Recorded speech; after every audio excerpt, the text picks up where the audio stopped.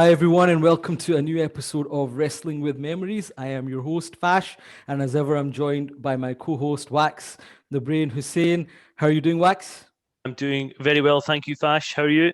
I'm good. It's been a big week. I mean, this is the week of Stone Cold Steve Austin. If you're following the WWE Network, um, Zack Snyder released the Snyder cut of the Justice League, which some of our audience might be excited about. And I'm also hearing you've resigned from your job to become a full-time podcaster. Is this true? That's the news in the dirt sheets. It's only half true. It's typical of Dave Meltzer, doesn't report the full story, Fash. Fuck But Dave Meltzer, as they say. that's it. I have resigned from my job. I am starting a new job. But in the end, Resigned or pushed? well, Is this one of those Ultimate Warrior resignations? depends who's looking at it, I suppose. But yeah, I've got some time in between, Fash, so we're going to crank out the content over the next few weeks. Well, some of us And still have a day job. We're going to try. You're a man of leisure for the next few weeks, but yeah, we're going to try to do as much as we can, guys. We're coming into some really exciting periods, moving into 1992 soon, which is a year that I think various people love. So yeah, we're going to try to up our content in the coming weeks if we can. I'll just end this by saying I think Wax screwed Wax, but actually he's on to onwards and upwards for him and on to bigger things. But we're going to talk about the thing that brings us both together each week, this podcast, and we're still hitting some beats from late 1991. We're going to try to close off the year and actually going into Survivor Series and a new pay-per-view, a one-off Tuesday in Texas. There was various talking points coming out of SummerSlam in the kind of 3-4 months leading up into these events. Yep, and this actually, when we're discussing, how we were going to do the show, we thought about 91 as maybe just a very brief intro, and then we'll move straight into 92. But the more we've been looking at 91, actually, it was a very interesting year, and there was lots happening. And actually, one of our favorite angles of all time is the one that we're going to be discussing very soon. Yeah, absolutely. It's similar to self. I thought this would be a couple of episodes. Then you start digging into it, and I've been watching various superstars, primetime wrestling challenge, whatever I can find. And there was just so many interesting things going on here and interesting characters. And as you see, we're going to cover a big angle. We're going to cover Jake the Snake Roberts and the Macho Man. I think this is something that everyone will remember, or if not, as soon as we start talking about it, it will click in their brain because it is so historic and was very unique. But if I can do so, I'm going to kick off with where we left things, and that was the end of SummerSlam. So at that point, Hulk Hogan's finally ended his feud with Sergeant Slaughter. The Ultimate Warrior has left for now. So his feud with Jake the Snake Roberts won't progress. But what happened was in the wedding reception of the Macho Man and Elizabeth, Jake the Snake Roberts and The Undertaker turned up with a present of a snake, created some chaos. Sid Justice made the save, and this essentially set up the coming months. Equal to that, we've already talked about Ric Flair joining the WWF, and he'd made his debut on Primetime Wrestling in September, early September. So there was various things going on. But I guess I want to talk about the Sid stuff first, because I felt that they were really positioning Sid versus Jake the Snake Roberts and The Undertaker at this point. And actually, that's what the key beats were over the next few months. They were really pushing this feud on television, and one of the main matches for Survivor Series was going to be Sid, the LOD, the Big Boss Man versus the Natural Disasters, IRS, and Jake the Snake Roberts. So we had both of these guys captaining opposite teams. And you Flash, can also before you continue, I've got one question for you. What's your fascination with Sid Justice? Because I've noted over the years that actually you're probably one of Sid's biggest fans. You know what? He gets a lot of criticism. He wasn't the best worker in the world. His softball stories are known from all, but I think, he at that time just encapsulated the larger than life characters. The way he acted, the way he'd shout. I think he was the first guy to do the powerbomb on WWF television. I could be wrong, but it's just the fact that when he was a babyface or a heel, he kept you interested and invested, even though he wasn't the greatest worker. And he had his moments. I'm not saying he was one of the greats or anything, but I find this whole period really interesting because there's so many changes. And here they try to position him as a big babyface. But it's not going to last long. But yeah, I'm a Sid loyalist, I've got to say, when it comes to these big characters. I know you're not a fan, and you actually didn't want to talk about him at all. I just it's not so much that I wasn't a fan. I did think he's got a great look, and he had a lot of potential at this time. But Sid always just seemed to get injured or get uninterested in wrestling at the wrong times, especially when a big push was coming his way. Softball season. But here right now, I think he was probably, there's gonna be two periods where he's gonna be a big star, and here they were really pushing him as a babyface, and in his matches, post SummerSlam when he's taking on guys like Kato, Big Bully Music, he's getting huge pops. So he has been positioned as this secondary babyface behind Hulk Hogan, given the Ultimate Warrior's gone. But you know what? I'd like people to actually look up online when it comes to this whole Jake Roberts Sid angle is a match on Superstars. They hype it up as Sid versus a newcomer called El Diablo. Do you remember El Diablo at all, Wax? I don't remember him that well. I obviously seen him, but I just don't remember anything other than this one outing.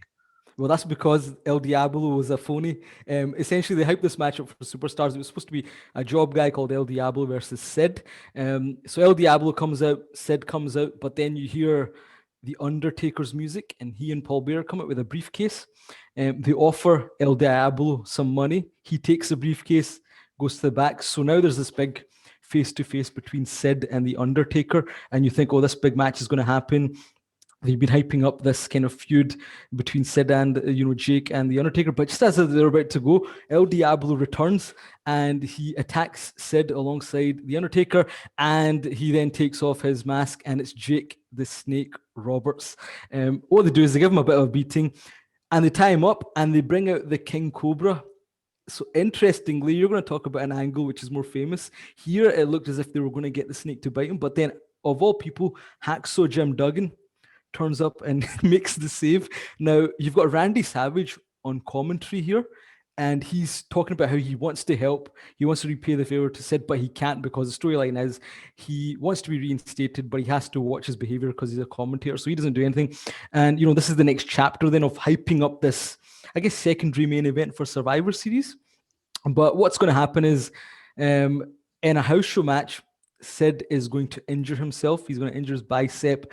And then in November, we get the news that Sid is actually out of the Survivor Series. So he's no longer going to be a part of it. This essentially, stops his momentum to a large degree because he's not going to be back until the Royal Rumble. And one of the final kind of segments is he's, cutting a promo and he says that he thinks that the Macho Man should be reinstated and he should be put in that team now. So you can see that, there was this big kind of plan for this big feud, but injury got in the way. And I guess what I find quite interesting is anytime Jake the Snake's trying to start a feud here, something happens. So it started off with Jake Warrior leaves. Then it's supposed to be Jake Sid, and the Macho Man very much is not going to be in-ring competition, but then Sid's injured, so now you're like, what does Jake do next? So do we see Randy Savage back in the mix, and is this a way to bring him back? But certainly that was the kind of one of the big storylines coming out of the event, but it didn't transpire at Survivor Series, and indeed, that feud between Sid, the Undertaker, and Jake Roberts, we won't really see it come to a conclusion because of this injury. So I don't know if you've got any, I guess, memories of the kind of hype towards Survivor Series. Do you even remember Sid being positioned going into this, or was it something which was just came back to you somewhere to because years later? Yeah, exactly. So I've always thought of this time period as it being Jake versus Macho Man. Exactly. And it was only going back and seeing the wedding reception video that we talked about last time, and ending with Sid Vicious, Sid Justice even protecting Elizabeth. And then the few weeks after that, he's positioned as the guy that's going to be taking on Jake. That obviously we didn't really watch on a weekly basis, so we would never have spotted that. We just seen the main bits between the Macho Man and Jake the Snake Roberts. And it's interesting how wrestling plays out, because had Sid not got injured over this period and he's taken on Undertaker and Jake, his position going forward into the new year would have been very different. It's very unlikely, I think, that they would have transitioned from that straight into Rumble 92 and what they did for WrestleMania. Well, that's the thing, isn't it? And we'll dig into this more as we cover these events in weeks, post this. But it does feel like, one move changes everything. You could take this as far as you want, because, in that terms of that feud, does he feud with Jake, and then does he move on to the Undertaker? Does Undertaker face Sid at WrestleMania? Does Sid defeat him, but in some way, and there's no streak? There's just so many ways you can go down. But yeah, this injury creates a situation for other people, but what it does mean is that this big babyface push of Sid's has come to a grinding halt at this point. I guess another thing coming out of it, we mentioned Ric Flair. He'd come on Primetime Wrestling. He mentioned Roddy Piper. He spat on his title before he turned up the Real World Championship. He mentioned Hulk Hogan, but there was an angle there as well, which I know you're keen to talk about. Yeah, so obviously revisit our archives where we did the full Ric Flair coming to the WWF episode, in which we cover the the funeral parlor segment where Roddy Piper grabs the Real World Champion belt and spits on it, much to the chagrin of Bobby the Brain Heenan, and then obviously the Nature Boy makes his debut for the WWF, and I think it's his first outing to the ring on a Superstars event. Yeah. He's coming out for a match against some jobber that nobody will remember. I've forgotten his name already. But on his way, he passes the announcer's desk where where Roddy Piper is obviously sitting and doing the commentating for the show. He comes up behind Roddy Piper. Vince is trying to keep Roddy calm, telling him not to turn around, not to do anything that he's going to regret. Ric Flair shoves him a little. Roddy obviously is not going to take that from the likes of Ric Flair. And this then ensues a little bit of a brawl, or not even a brawl, because Ric Flair basically wipes him out with the title belt. Title belt. In the melee, I think he gets hit with a couple more shots. But in the melee, there's all these people coming out. Vince steps down from the announcer desk. Roddy is a bit, he doesn't know what's happening because he's just been clocked with a title belt. Grabs a chair, and it's weird. I never remember these wooden chairs that they had back then, but it looked like a heavy wooden chair as well. Yeah. They took the wooden chair, swings it at the nearest person, and lo and behold, it's actually Vince McMahon who takes the brunt of that chair shot, and he's down and out. And Ric Flair, just to top it off, manages to get another couple of shots into Roddy Piper. But was this Vince McMahon's first bump? Well, this is what I was going to say. This was his first bump on TV, wasn't it? And at this point, to most of the world, he's the ring announcer. And he took quite a shot and he sold it really well. And then I think it's a bit of a stretcher job as well. But yeah, I think this is Mr. McMahon's first bump on television since he's been on air. So it's a historic moment in that sense. But yeah, they played off really well in terms of, the crowd. I mean, I think at times they used to pipe some of this crowd noise in, and you can check out the angle on YouTube or, wherever. But it's a big moment because they kind of showed, Ric Flair's not someone you mess with. So it's a pretty good segment. The fact that he wiped out both of them in a way, and yeah, as you say, he takes some more shots at Roddy Piper till Macho Man kind of gets in the way, but it was a big angle. Absolutely, and the fact that it was against Roddy Piper, who is actually one of these legends of the WWF bygone era that maybe we don't talk about a lot, but he was that special that they wouldn't let him wrestle on TV that often because they didn't want to ruin his aura and appeal. And the fact that Ric Flair started off with Piper, not just because they were friends, but just made it mean a little bit more when he started in the WWF, and that would obviously lead into the Survivor Series that we're going to talk about. But see, I found this a little bit confusing this period because you've got Ric Flair in this kind of new feud with Piper, but he's still calling out Hulk Hogan, and Hulk Hogan comes out in a segment in one of the Superstars as well and acknowledges Ric Flair and says that yes, they need to have a match at some point to really determine who the real champion is. So they're kind of intertwining various things, but you do see, as you say, the first feud for Ric Flair is Roddy Piper, and I think it's Roddy Piper, Bret Hart, Virgil, and who's the fourth member? British Bulldog against the team of Ric Flair, the $1 Million Man, the Mountie, and the Warlord. We just can't get rid of this Warlord British Bulldog feud. So that was, one of the other big matches. One thing I will say here, just in passing, is I think Ric Flair aligning with other WWF superstars was maybe not the best route because this kind of whole outsider vibe went away. Yeah, very quickly. I like the fact that he was with Bobby Heenan. I like the fact that he was saying he's a real world champion, but now you had, a team of guys for this event and they're saying, oh yeah, he's a real world champion as well. I just felt that they could have kept that outsider thing going a little bit more. But, moving into this, Mr. Perfect's going to get added as well. So in a segment where the teams are, cutting the promos, Ric Flair also announces that Mr. Perfect is part of his team now as well as his executive consultant. So I thought that was a really good mix. And obviously it's going to lead to quite a lot. But I don't know. I just felt that they could have maybe played the outsider thing a little bit more at It's this interesting point. you mentioned that it was a little bit confused, that whole between Undertaker, Hulk Hogan, Ric Flair, because maybe they weren't sure which direction they were going to go post Survivor Series, and obviously they weren't quite certain at this point what they wanted to do for WrestleMania, which is obviously the biggest event. Naturally, you would think at this point it would be Ric Flair and Hulk Hogan. Yeah, you think that the way they're setting it up, it felt as if, okay, Ric Flair's going to get past Roddy Piper. And as you mentioned, the main event that they announced for Survivor Series is the Undertaker, undefeated Undertaker against Hulk Hogan in the gravest challenge. But even when Hulk Hogan's cutting promos, it's more like, I'm going to get past the Undertaker and I'm going to get to you, Ric Flair. So it felt as if, these were just feuds that were placed there and we're going to get to this end point. And actually, there's the segment. I mean, interestingly, there's not much interaction between the Undertaker and Hulk Hogan leading into Survivor Series.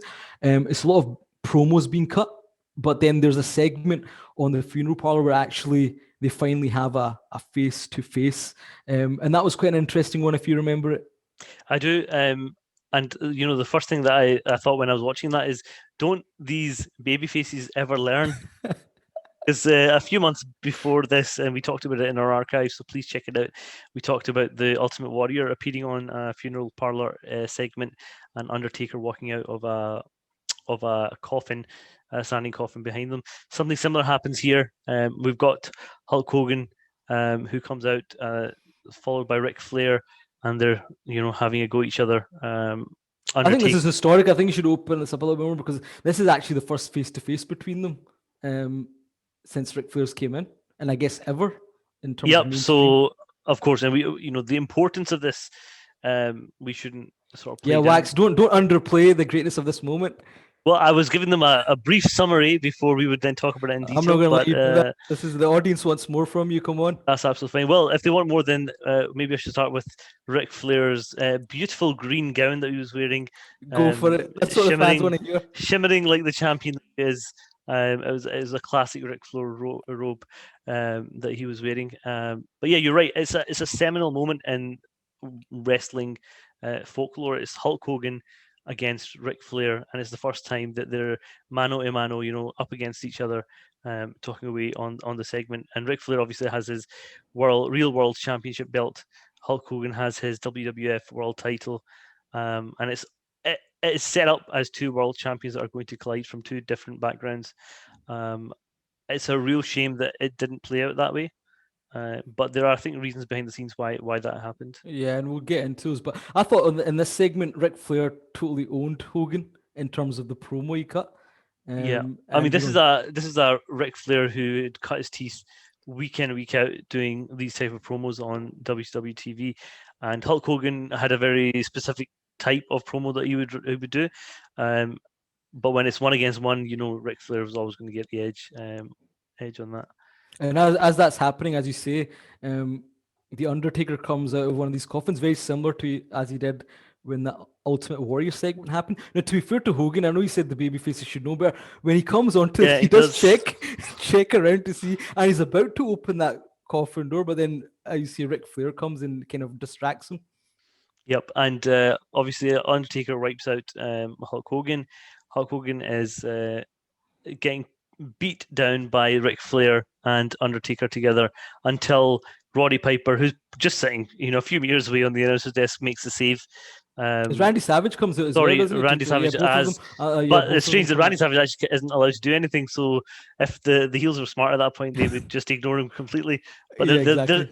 they're very in very close proximity to each other, and they've got the baby faces have a couple of wooden chairs with them as well to protect Hulk Hogan. Now, this is actually something I really remember from being a child. Is the moment that as part of the beatdown, Undertaker grabs Hulk Hogan's necklace, which is a cross, It's a crucifix. gold cross, a gold crucifix, and obviously he's holding it. And at this moment, Hulk Hogan is completely, he's playing dead basically, right? He's not moving. The babyfaces arrive and they make Undertaker drop the crucifix, and as soon as it lands on Hulk Hogan, the timing is perfect. His body starts to move as if it's granting him the Hulkamania power again. And actually, I remember that when I seen it again, I remember that immediately from my childhood. Well, see, that's really good because in the same time, I was thinking about the same segments. When I was, the main thing I remember was that as well. Yep. And that just shows you how some angles are so good that, they stay with you. And there's a little subtle bit there, as you say, when he drops it, he's getting the power. But before that, they show Undertaker kind of holding it as if his hand's burning and he kind of, drops it. So they've done this kind of whole, good versus evil, the Undertaker's darkness, but then you've got the Holy Cross. So they did these kind of, really subtle things, but as you say, and then I think post that, Hogan cuts a promo the next week saying how, the cross landed on his chest and it gave him the power. So it was these little things they would do at times, which were, very basic, but to this day, people remember these sort of storylines. But that then set up the fact that, this is going to be a challenge like none other, because once again, up to this point, the Undertaker's been bulletproof. No one's been able to do anything. And I think the only time these two had an interaction was earlier in the year on a Saturday night's main event, I think in April, where the Warrior Undertaker feud had just started. And basically it's a match between Warrior and Sergeant Slaughter. Undertaker interferes and Hogan comes out to make the save and he hits the Undertaker with the belt, but there's no reaction from the Undertaker. And then Hogan, basically, the coward he is, chases Slaughter and everybody out to the back and leaves the Warrior Undertaker to it. But so, up to this point, I don't think anybody had been booked better than the Undertaker. So you were going to this kind of really big match. Could, Hulk Hogan overcome the Undertaker? And to add to it, the Undertaker and Paul Bearer had created a special casket for the Immortal One as well. So it was good. Like I said, they didn't have much interaction, but this angle a couple of weeks before Survivor Series did kind of set things up really well. Right, peeps, that concludes our episode on the road to Survivor Series. We really hope you enjoyed it. Look out for 2 episodes coming your way in the next week. One will be our review of the Survivor Series and this Tuesday in Texas, while the other will be a special on the Macho Man Randy Savage, Jake the Snake Roberts feud, one of the most memorable and celebrated feuds in wrestling history. As ever, please subscribe to the channel and give us your feedback. We'll catch you on the other side.